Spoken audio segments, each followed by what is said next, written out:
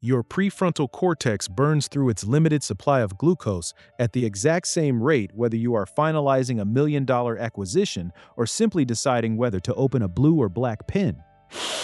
This biological indifference means your brain treats every single micro decision as a matter of life or death. By the time the clock strikes 2 in the afternoon, your neurological fuel tank is not just running low, it has been systematically emptied by 1,000 invisible choices. You are not lazy, and you have not lost your drive. You are experiencing the brutal reality of decision fatigue, a structural limitation of human biology that is silently sabotage-proofing your potential. In the following moments, we will map the exact neural pathways that drain your cognitive capacity, revealing why your brain shuts down in the early afternoon, even on your lightest workdays. You will discover how to restructure your entire cognitive environment, transforming your workflow from a chaotic gauntlet of micro-choices into a streamlined engine of high-leverage execution. To understand why your mind begins to fog over after lunch, we have to look directly at the primary engine of your conscious thought, the prefrontal cortex. This highly evolved region of the brain is responsible for what neuroscientists call executive function. It regulates your focus, filters distractions, manages your emotions, and, most critically, weighs options to make choices. But here is the catch that most productivity experts completely ignore. Executive function is an incredibly expensive metabolic process. Unlike your muscles, which can draw on stored glycogen throughout your body, your brain relies almost entirely on glucose circulating directly in your bloodstream.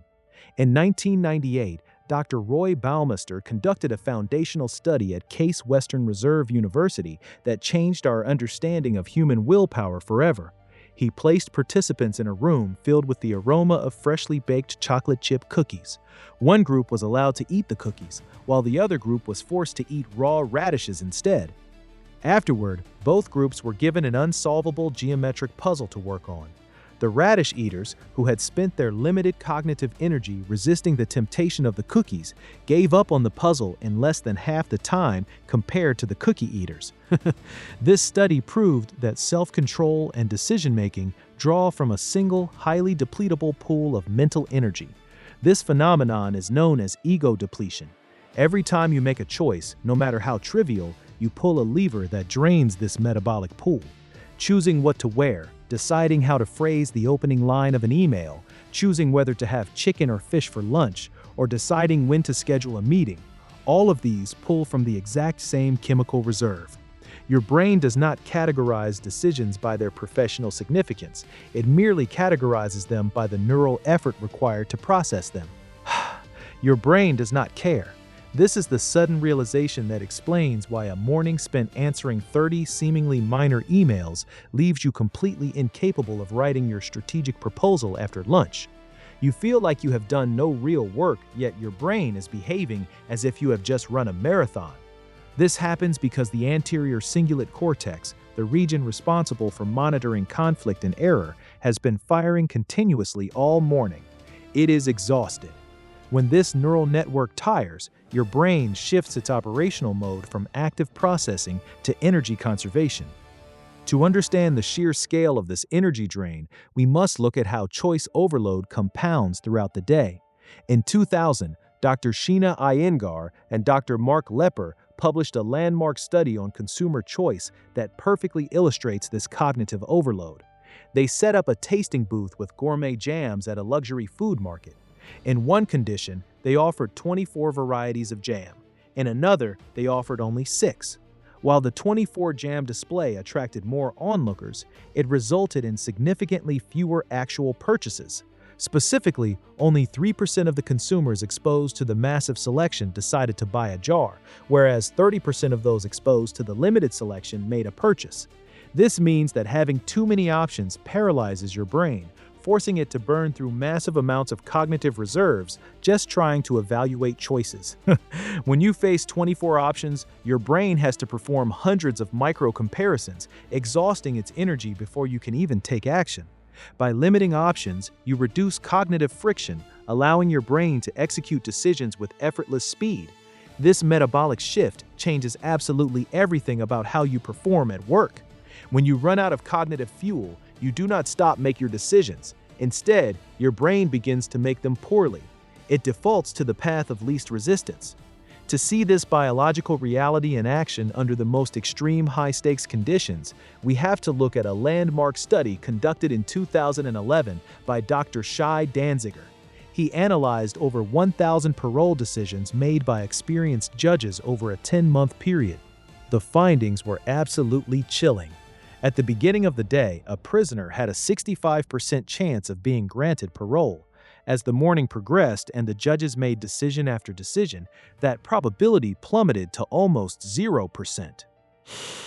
But immediately after the judges took a mid-morning break for a snack, the probability of parole surged back up to 65%, only to drop steadily to 0 once again before lunch. These were highly trained, ethical professionals making decisions that altered human lives, yet their judgments were fundamentally dictated by the time of day and the metabolic state of their brains. If professional judges with decades of experience succumb to decision fatigue, how can you expect your brain to perform optimally when you are forcing it to make hundreds of decisions before noon? How many times have you stared at a draft email for 20 minutes at 3 in the afternoon, unable to hit send because you could not decide on a single adjective? This is not a failure of intelligence. It is a direct result of your brain entering the exact same defensive, conservative state as those judges. To see this pattern in another critical industry, consider a study published in 2014 by Dr. Jeffrey Linder. He investigated the antibiotic prescribing habits of primary care physicians. The research revealed that doctors were significantly more likely to prescribe unnecessary antibiotics for acute respiratory infections as their clinic shifts progressed. Early in the morning, doctors took the time to explain to patients why antibiotics were unnecessary for viral infections, but by the end of their shift, exhausted by hours of patient interactions and constant decisions, they defaulted to the easy option of writing a prescription. This is the real-world consequence of decision fatigue. We sacrifice long-term outcomes for immediate relief. Let us destroy a toxic productivity myth right now. You do not need more discipline. You need a better cognitive architecture. The traditional view of productivity tells you that if you just try harder, if you just force yourself to focus, you can overcome the afternoon slump. This is a biological lie. Trying to force focus when your prefrontal cortex is depleted of glucose is like pressing the accelerator pedal when your car is completely out of gas. You are simply grinding the gears of your mind. When you reach this state of depletion, your brain instinctively seeks immediate, effortless rewards to restore its energy. This is why you find yourself mindlessly opening social media tabs, scrolling through feeds you do not care about, or reorganizing your desk instead of tackling your high-value projects. Your brain is desperately trying to escape the metabolic expense of deep thinking. By understanding this, you can stop fighting your biology and start designing your day to leverage it. Imagine a workday where you never experience this decline. Imagine sitting down at your desk at 3 in the afternoon with the exact same mental clarity you had at 9 in the morning. This is not science fiction. It is the natural consequence of protecting your prefrontal cortex. When you eliminate low-value decisions, you preserve your cognitive reserve for the tasks that actually move the needle. Your productivity does not just double, the quality of your output reaches a level that was previously inaccessible to you. To protect your mental reserves and keep your brain sharp long past 2 in the afternoon, you must implement 3 specific brain-based techniques designed to minimize cognitive friction and optimize your metabolic efficiency. The first technique is the Zero Decision Morning Protocol. You must eliminate every single non-essential choice during the first 90 minutes of your waking day. This means your outfit for the day must be chosen the night before. Your breakfast must be standardized so there is no debate in the kitchen. Most importantly, your workday must begin with a predetermined task, not with an open inbox. When you open your email first thing in the morning, you force your brain to process dozens of micro-decisions before you have even begun your real work. By automating your morning routines, you preserve your peak prefrontal cortex capacity for your most critical, high-impact tasks. The second technique is the 2-tier cognitive partition. You must categorize all decisions into 2 distinct categories, reversible and irreversible. For reversible decisions, such as picking a color for a slide deck or choosing where to hold a team lunch, you must implement a 60-second time limit. You make the choice quickly, commit to it, and move on. For irreversible decisions, which require deep analysis and have long-term consequences, you must schedule them exclusively between 9 and 11 in the morning. This is when your brain has its highest concentration of neurotransmitters like dopamine and norepinephrine, allowing you to weigh complex variables without experiencing rapid depletion. The third technique is the biological restitution break, scheduled precisely at 12:30 in the afternoon.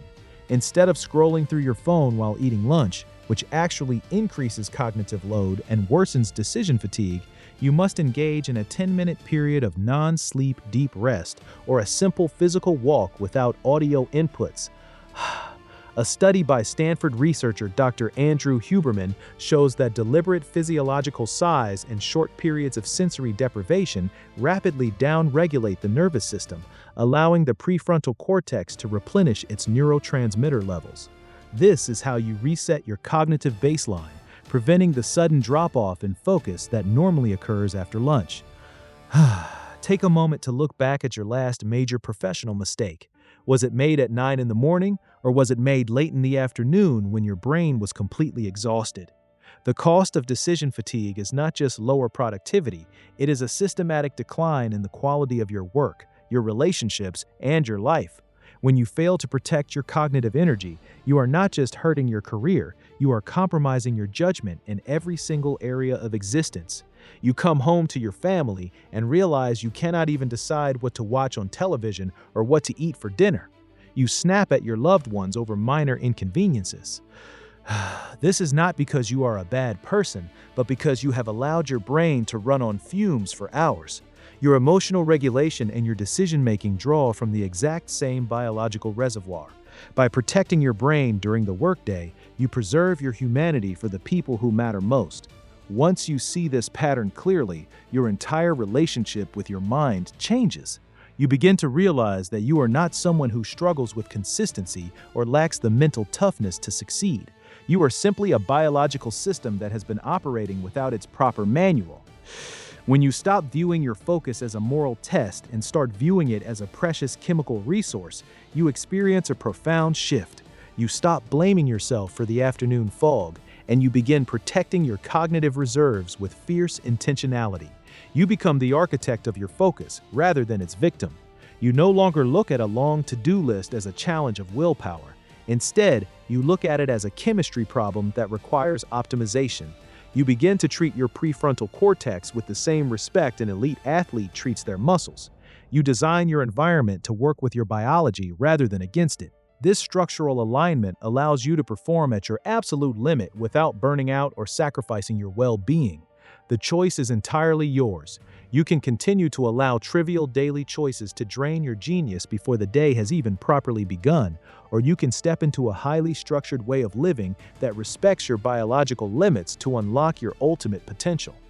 Align your daily schedule with your neurological architecture. Automate the mundane, protect your peak hours for deep focus, and treat your attention as the most valuable asset you possess. Now that you know how to master your cognitive energy throughout the day, there is another invisible biological force waiting to be harnessed. An even deeper, more powerful neural mechanism is quietly operating in the background of your mind, ready to either supercharge your daily focus or dismantle it entirely without you ever realizing it is happening.